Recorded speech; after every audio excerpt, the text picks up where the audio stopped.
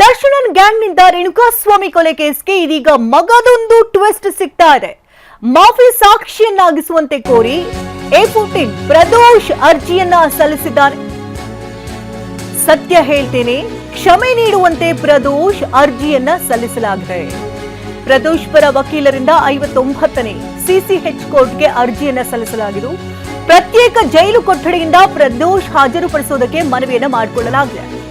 ದರ್ಶನ್ ಕೊಠಡಿಯನ್ನ ಬಿಟ್ಟು ಬೇರೆ ಕೊಠಡಿಯಿಂದ ಹಾಜರಿಗೆ ಮನವಿಯನ್ನು ಮಾಡಿಕೊಳ್ಳಲಾಗಿದ್ದು, ಕೋರ್ಟ್ಗೆ ಮನವಿಯನ್ನ ಸಲ್ಲಿಸಿದ್ದಾರೆ ಪ್ರದೋಷ್ ಪರ ವಕೀಲರು. ಈ ಬಗ್ಗೆ ಪ್ರಾಸಿಕ್ಯೂಷನ್ ನಿಲುವನ್ನು ತಿಳಿಸುವುದಕ್ಕೆ ಕೋರ್ಟ್ ಸೂಚನೆಯನ್ನ ಕೂಡ ಕೊಟ್ಟಿದೆ. Hotel Management with AI. Join IIHM, International Institute of Hotel Management. Darshan ಗ್ಯಾಂಗ್ನಿಂದ Renukaswamy ಕೊಲೆ ಕೇಸ್ಗೆ ಸಂಬಂಧಪಟ್ಟಂತೆ ಇದೀಗ ಮತ್ತಷ್ಟು ಟ್ವಿಸ್ಟ್ಗಳು ಸಿಗ್ತಾ ಇದೆ. ಮಾಫಿ ಸಾಕ್ಷಿಯನ್ನಾಗಿಸುವಂತೆ ಕೋರಿ A14 ಪ್ರದೋಷ್ ಅರ್ಜಿಯನ್ನ ಸಲ್ಲಿಸಿದ್ದಾನೆ. ಈ ಬಗ್ಗೆ ಇನ್ನಷ್ಟು ಡೀಟೇಲ್ಸ್ ಅನ್ನು ಪಡ್ಕೊಳ್ಳುತ್ತಾರೆ. ದೂರವಾಣಿ ಸಂಪರ್ಕದಲ್ಲಿ ರಮೇಶ್ ಇದ್ದಾರೆ. ರಮೇಶ್, ಸತ್ಯ ಹೇಳ್ತೇನೆ, ಕ್ಷಮೆ ನೀಡುವಂತೆ ಈಗ ಪ್ರದೋಷ್ ಅರ್ಜಿಯನ್ನ ಸಲ್ಲಿಸಿರುವಂತದ್ದು. ಆ ಅರ್ಜಿಯಲ್ಲಿ ಏನಿದೆ? ಶಕುಂತಲಾ, ಯಾವುದೇ ಆರೋಪಿ ಆ ಒಂದು ಕೇಸ್ನಲ್ಲಿ ಅಂದ್ರೆ ಆತನೇ ಮುಖ್ಯ ಆರೋಪಿ ಅಲ್ಲದೆ ಇದ್ದು ಆತ ಸಹ ಆರೋಪಿ ಆಗಿದ್ರೆ ಆತನಿಗೆ ಏನಾದ್ರು ಸತ್ಯಗಳು ಗೊತ್ತಿದ್ರೆ ಆ ಸತ್ಯಗಳು ನನಗೆ ಗೊತ್ತಿದೆ, ಹೀಗಾಗಿ ಆ ಸತ್ಯವನ್ನ ಹೇಳ್ತೀನಿ, ನನ್ಗೆ ಕ್ಷಮಾದಾನ ಕೊಡಿ ಅಂತೇಳಿ ಅವರು ಅರ್ಜಿಯನ್ನ ಸಲ್ಲಿಸಬಹುದು. ಅಂದ್ರೆ ಈ ಕೇಸ್ನಲ್ಲಿ ಅವರು ಮಾಫಿ ಸಾಕ್ಷಿಯಾಗಿ ಟರ್ನ್ ಮಾಡೋದಕ್ಕೆ ಅವ್ರಿಗೆ ಅವಕಾಶ ಇರುತ್ತೆ.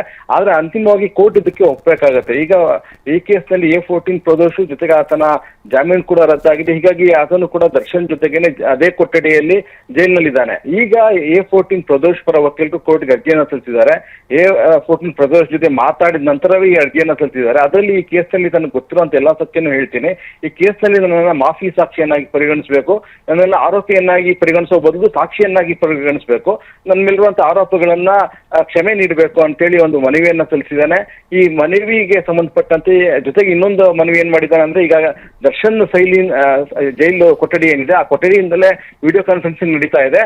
ಅದ್ರ ಬದಲಾಗಿ ತನ್ನನ್ನ ಪ್ರತ್ಯೇಕ ಕೊಠಡಿಯಲ್ಲಿ ಇರಿಸಬೇಕು ಅಂತೇಳಿ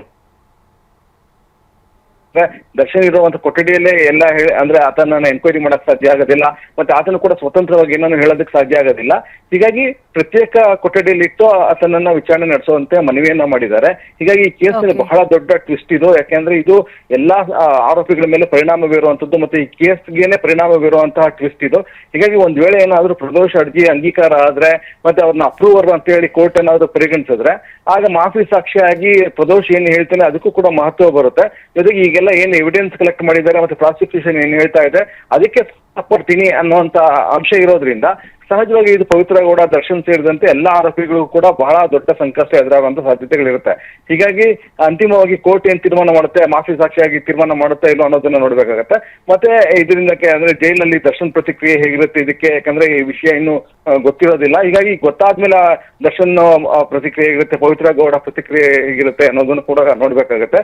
ಈಗ SPP ಇದಕ್ಕೆ ಸಂಬಂಧಪಟ್ಟಂತೆ ತಮ್ಮ ನಿಲುವು ಏನಿದೆ ಅದನ್ನು ತಿಳಿಸ್ಬೇಕಾಗತ್ತೆ. ಯಾಕಂದ್ರೆ ತನಿಖಾಧಿಕಾರಿ ಹತ್ರ ಮಾತಾಡಿ ಅವ್ರನ್ನ ಅಪ್ರೂವರ್ನಾಗಿ ಪರಿಗಣಿಸಬೇಕಾ ಬೇಡವಾ ಅನ್ನೋದ್ರ ಬಗ್ಗೆ ಅವರು ತಮ್ಮ ನಿಲುವನ್ನ ಕೋರ್ಟಿಗೆ ಹೇಳ್ಬೇಕಾಗತ್ತೆ. ಅಂತಿಮವಾಗಿ ಕೋರ್ಟ್ ತೀರ್ಮಾನ ಮಾಡುತ್ತೆ ಇವ್ರನ್ನ ಅಪ್ರೂವರ್ ಆಗಿ ಪರಿಗಣಿಸಬೇಕಾ ಬೇಡವಾ ಅಂತ ಹೇಳಿ. ಒಂದ್ ವೇಳೆ ಅಪ್ರೂವರ್ ಆಗಿ ಪರಿಗಣಿಸಿದ್ದೆ ಆದ್ರೆ ಆಗ ಬಹಳ ದೊಡ್ಡ ಸಂಕಷ್ಟ ದರ್ಶನ್ ಮತ್ತೆ ಪವಿತ್ರ ಗೌಡರಿಗೆ ಎದುರಾಗುವಂತ ಸಾಧ್ಯತೆ ಇರುತ್ತೆ.